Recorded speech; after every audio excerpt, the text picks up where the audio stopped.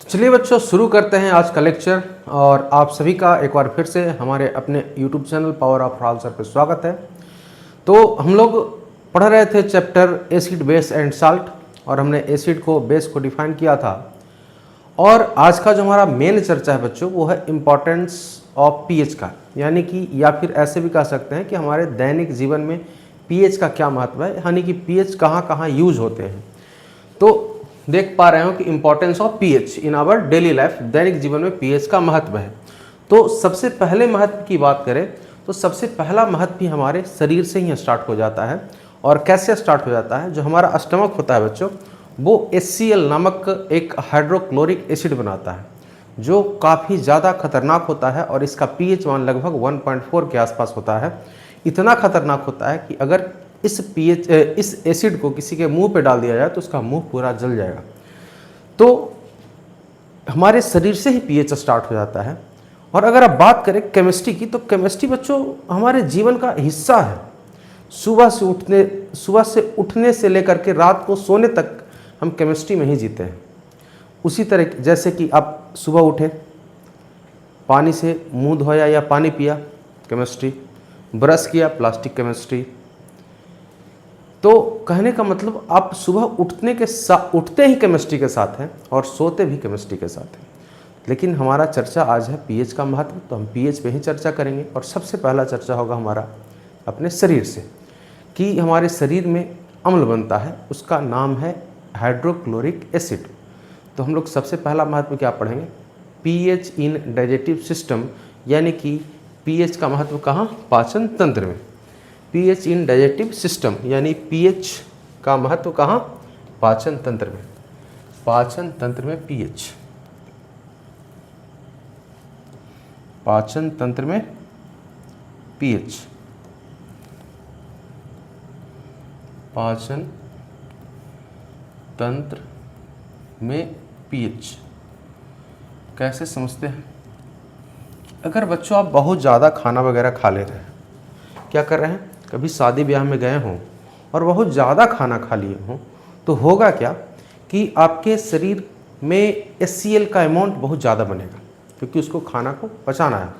तो HCl बहुत ज़्यादा बन जाएगा, और HCl जब ज़्यादा बन जाएगा तो पेट में एसिडिटी हो जाएगा। क्योंकि एसिड है HCl, तो उससे क्या हो जाएगा? एसिडिटी हो जाएगा, जिससे आपका पेट फूल जाएगा। क्या हो जाएगा? फूल जाएगा। या कभी कभी आपको खट्टा डकार आने लगेगा, ग्लिच, यानी एकदम अजीब सा डकार आएगा आपके शरीर में। तो आपके मुंह से जब भी डकार लीजिएगा तो एक अजीब सा डकार आएगा। तो ये कैसे क्यों हो पाया? क्योंकि आपके शरीर में क्या बन चुका है? HCl काफ़ी ज़्यादा अमाउंट में बन चुका है। और इसको ख़त्म करने के लिए हम लोग क्या करते हैं? ऊपर से हम लोग एंटासिड का प्रयोग करते हैं, यानी प्रति अम्ल का प्रयोग करते हैं। एंटा यानी कि एंटी प्लस एसिड। एंटी का मतलब उल्टा, और एसिड का मतलब अम्ल, यानी अम्ल का उल्टा क्या कहलाता है? एंटासिड कहलाता है। और ये एंटासिड हम लोग जैसे सोडियम बाइकार्बोनेट का उपयोग कर लेते हैं एंटासिड में, NaSCO3 का, या फिर मिल्क ऑफ मैग्नीशिया का उपयोग कर लेते हैं, MgOH2 का। तो ये सारे होते हैं बेस, जो एसिड के साथ रिएक्शन करके हमारे एसिडिटी को क्या करते हैं? ख़त्म करने का काम करते हैं। तो क्या आप समझ पा रहे हैं कि पीएच का क्या महत्व है? तो सबसे पहला लाइन क्या लिखेंगे हम लोग कि पेट में अम्लता, HCl की अधिकता हो जाने के कारण क्या हो जाती है? एसिडिटी हो जाती है। क्या लिखेंगे? पेट में HCl के अधिक निर्माण से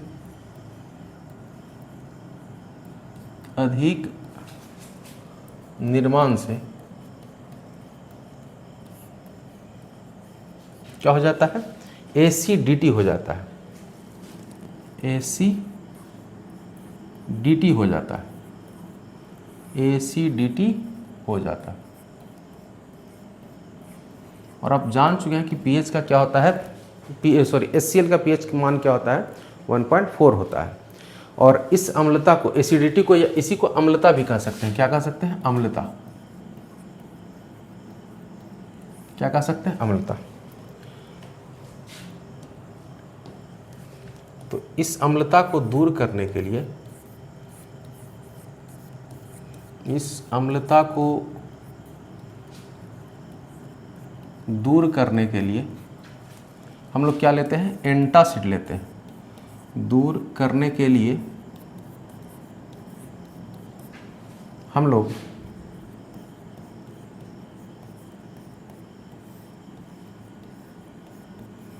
एंटासिड का प्रयोग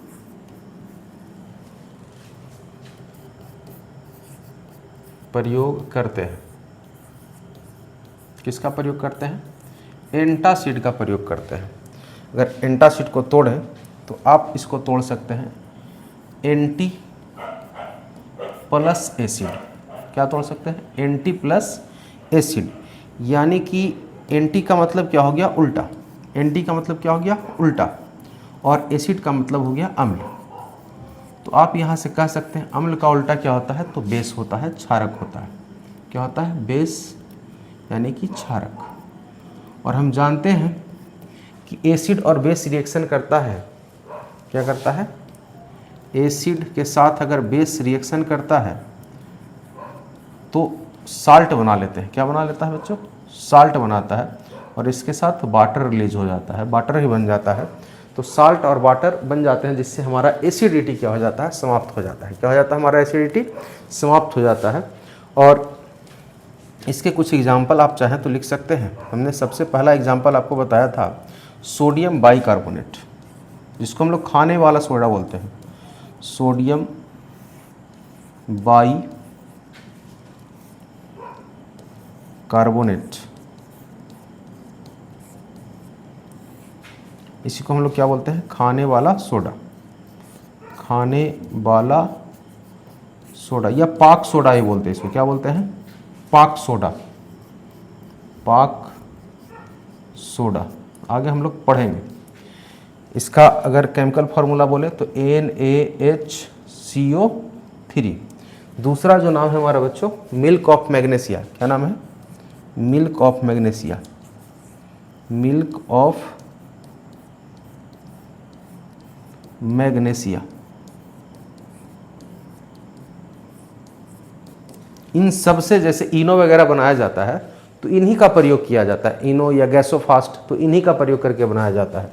इसका केमिकल फार्मूला होता है MgOH2। क्या आप समझ पा रहे हैं?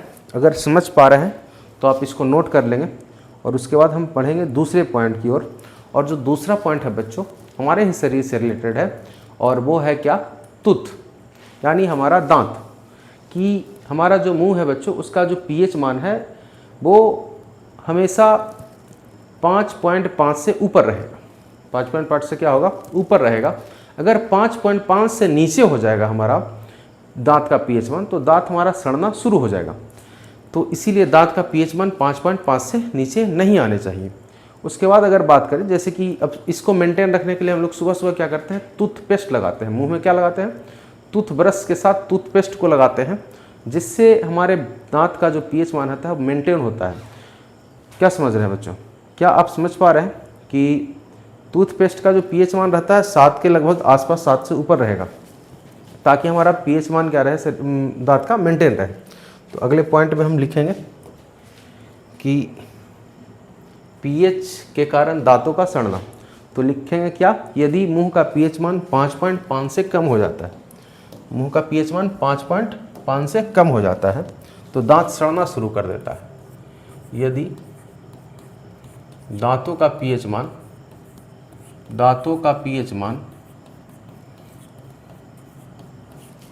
5.5 से कम हो जाता है,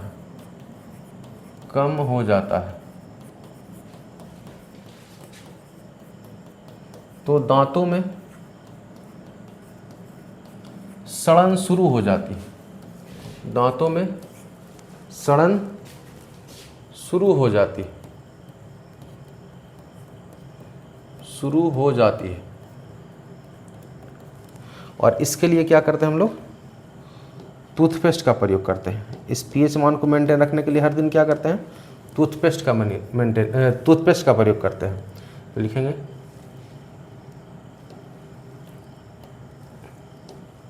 इसके लिए, या दांतों के pH मान को मेंटेन रखने के लिए, दांतों के pH मान को संतुलित रखने के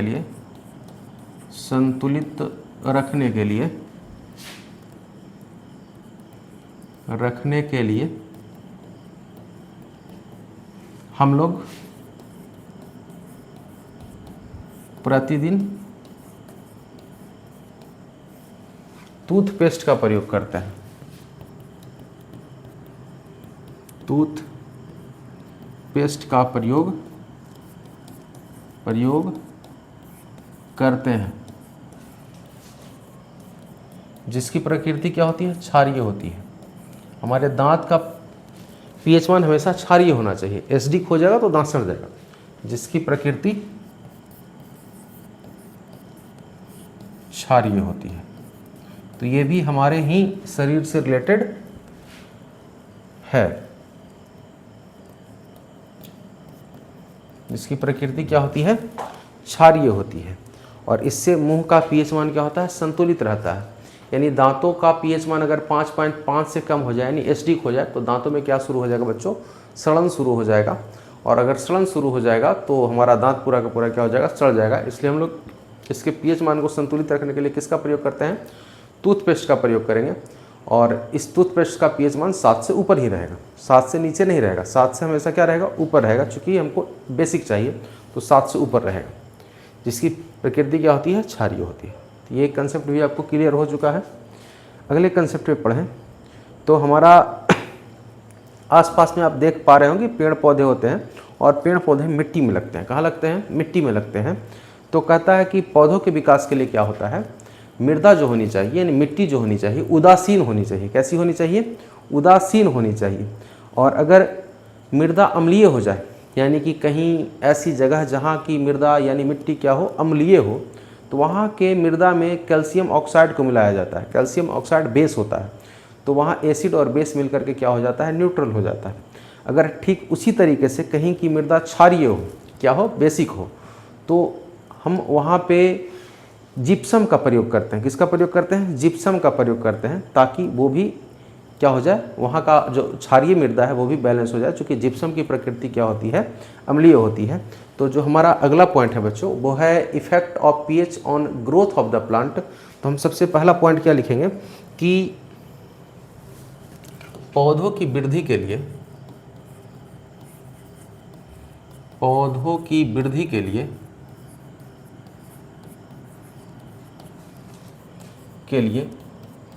हमें उदासीन मृदा की आवश्यकता होती है। उदासीन मृदा की आवश्यकता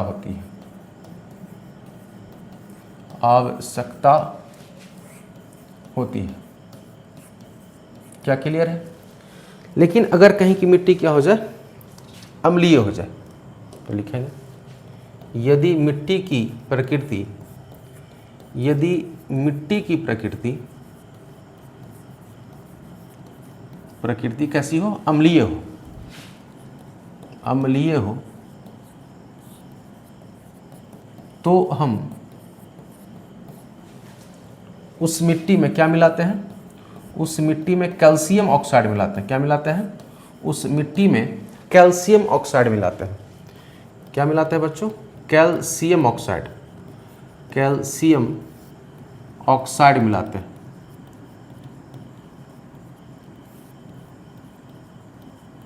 और कैल्शियम ऑक्साइड की प्रकृति क्या होती है? क्षारीय होती है। क्या होती है? कैल्शियम ऑक्साइड मिलाते हैं, जिससे मृदा क्या हो जाता है? उदासीन हो जाता है। जिससे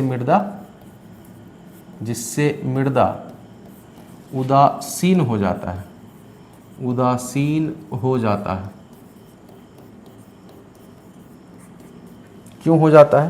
क्योंकि वहाँ पे जो मृदा है वो कैसी है? अम्लीय। और कैल्शियम ऑक्साइड क्या है? क्षारीय। तो अम्ल और क्षार मिलकर के क्या बना देंगे? आपका न्यूट्रल हो जाएगा। ठीक उसी प्रकार से अगर कहीं की मृदा क्या हो? क्षारीय हो, यदि मिट्टी की प्रकृति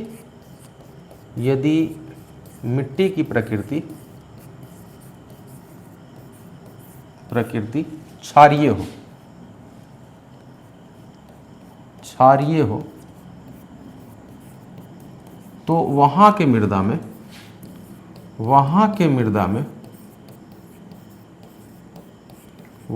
मृदा में जिप्सम मिलाया जाता है। क्या मिलाया जाता है? जिप्सम। जिप्सम का केमिकल फार्मूला क्या होता है? CaSO4 × 2H2O। जिप्सम मिलाया जाता है, जिप्सम मिलाया जाता है, जिससे मृदा क्या हो जाएगी? फिर से उदासीन हो जाएगी, जिससे मृदा उदासीन हो जाती है, उदासीन हो जाती है।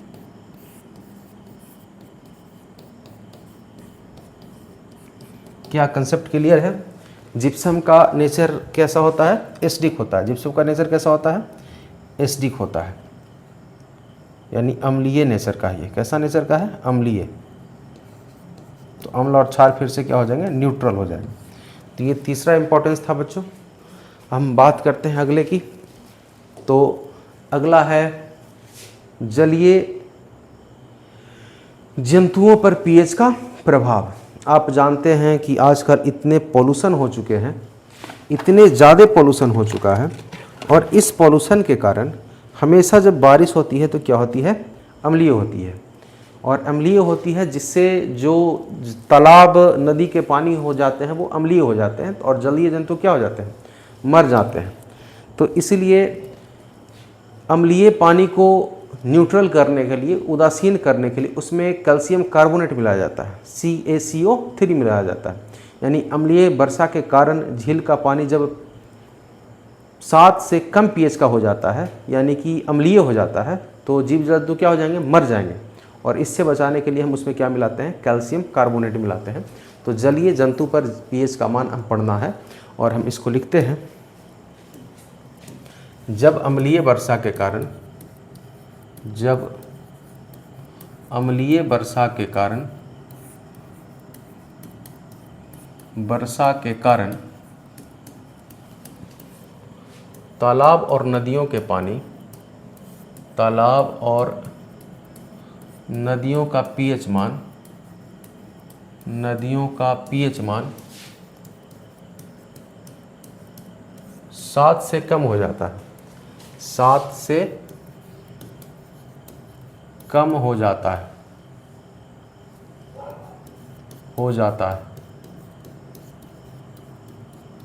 तो जलीय जीवों की मृत्यु तक हो जाती है। तो जलीय जीवों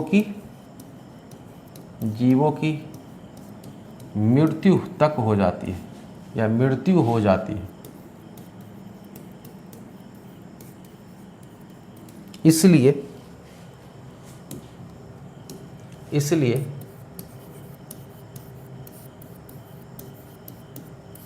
इन जलों में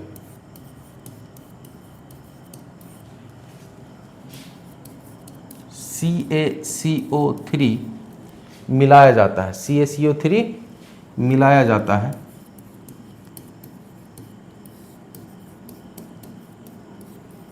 ताकि